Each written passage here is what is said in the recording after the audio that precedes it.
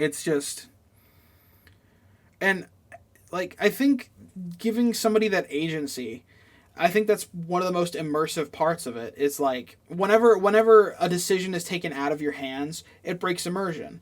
And immersion is its own fucking animal of like what is important and what isn't important, because once again, the more you stipulate on the more exacting a reality is, the more you have to stipulate on it. Like Cyberpunk, like is Cyberpunk truly immersive? Well, with no bugs happening, I guess, like the lighting is very well done, the shaders are great, all this ray tracing, like it's a beautiful game, don't get me wrong. But the second a bug happens, that immersion is immediately fucking broken. Meanwhile, if I go play a banger that I absolutely want to play here soon, Bowser's Fury, Mario game, a very interesting Mario game, I might add, considering it's all one giant level, which I think is an absolute marvelous design.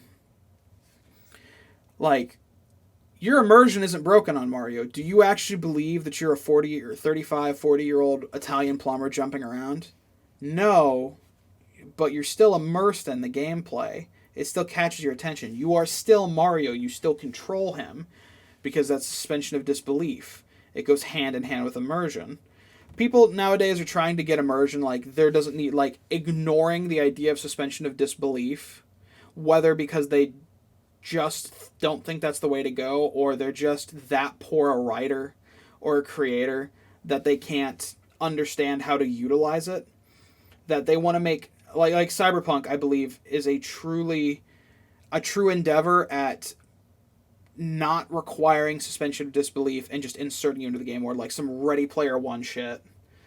And that's really not the fucking way to go.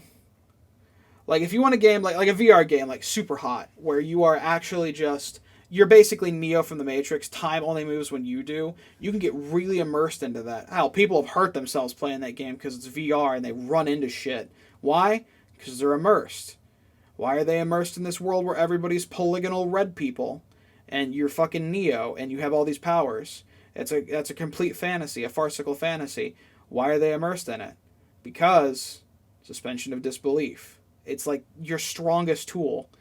God, it's an excuse even just to not have to stipulate on reality.